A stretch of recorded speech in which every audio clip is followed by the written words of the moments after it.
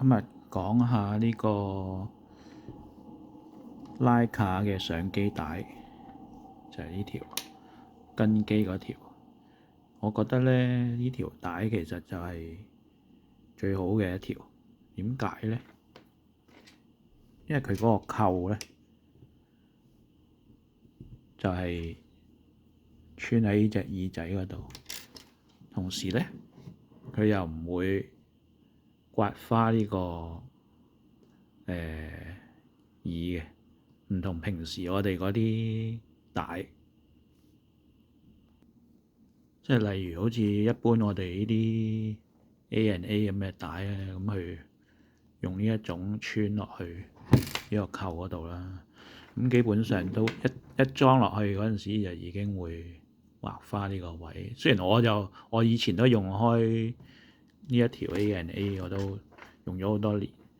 咁但係咧就我都唔理特別佢呢度花唔花。但係咧個重點咧其實就係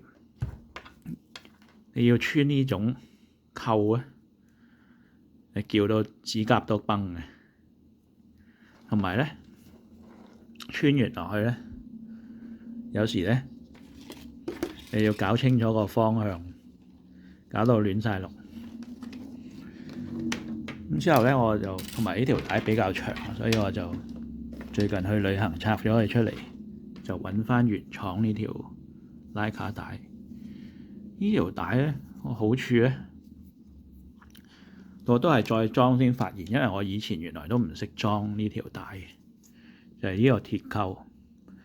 呢個鐵扣咁以前我唔識裝嗰陣時咧，我就將呢個扣咧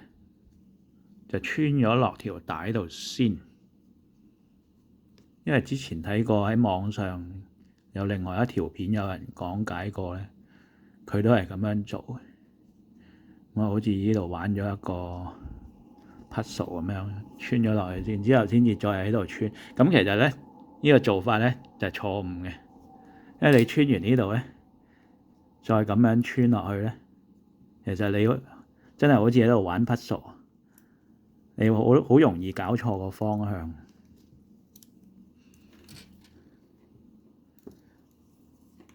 嗱，咁我咁啱呢下裝落去咧就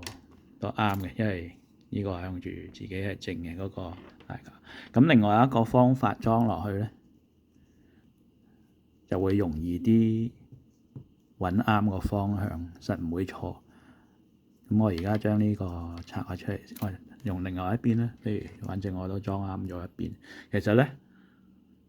上咗呢個鐵扣落去個機身度先，因為以前你兩邊將佢穿咗落條繩，我發覺咧就好難，好容易會搞亂咗嗰個，即係條繩裝完落去又會翹咗啊咁樣，咁好唔開心。咁其實你裝嘅時候，將兩邊呢個鐵扣咧都先上咗落去個機身嗰度。我當呢個都做一做啦，拆翻佢出嚟。因為我覺得呢條帶咧，即係佢俾呢個扣嘅嗰個設計其實好，成件事好 elegant 啊，即係唔會搞到你又指甲都爛啊咁樣咯。即係我自己嘅經驗就係嗱，條帶乜都唔好理佢住先裝咗個鐵扣喺部機上面，之後咧先至裝條帶落去。咁條帶咧嗱都係啦，揾翻啱嗰個方向啦。之後咧就可以直接套上去啦。咁你唔需要理邊一邊，總之成個穿咗落去嗱，咁一定啱嘅嗰個方向，唔會錯。然後因為而家穿咗上去就穿埋另外一邊，因為你仲可以較長短。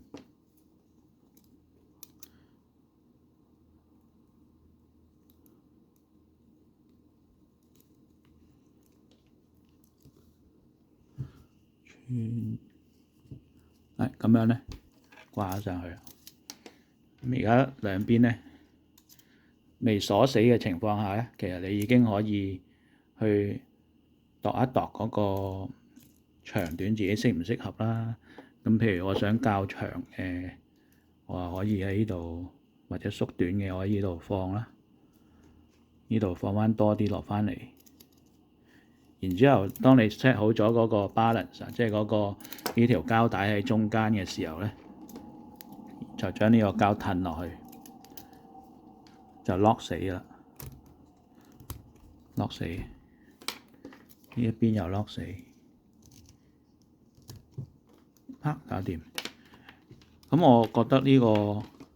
埋咧呢條帶咧，我好神奇之處咧，佢平時你用其他嗰啲牌子嘅相機，普通其他牌子相機帶咧，佢通常你較完長短都會有條尾走翻出嚟噶嘛，即係唔計我啱呢條A&A 啦，呢度走一條出嚟，嗰度又走一條出嚟，兩邊，但係呢條咧佢係車死咗喺下邊，咁所以成件事咧就冇即係比較瀟灑啲。另外咧，佢呢個膠裝咗上去拍鎖咗之後咧，係啱啱同呢一個機身呢個保護位咧係 fit 嘅，係。所以咧你因為呢個都係膠嘅關係咧，你用起上嚟又唔會咁易刮花個機身，所以我覺得佢跟比利原裝呢一個鐵扣嘅設計咧係真係非常之好嘅。雖然但係佢呢隻帶佢又真係冇出其他款，因為佢自己買翻原裝嘅，譬如皮帶啊嗰啲咧，佢都係用啲圓圈扣，就唔係跟呢種扣。咁所以冇乜選擇，但係就我中意佢夠輕便，同埋佢有時捲幾下用當做手帶咧，都唔會有好多其他線走出嚟阻住自己。係咁今日分享到呢度咁多啦，希望幫到大家。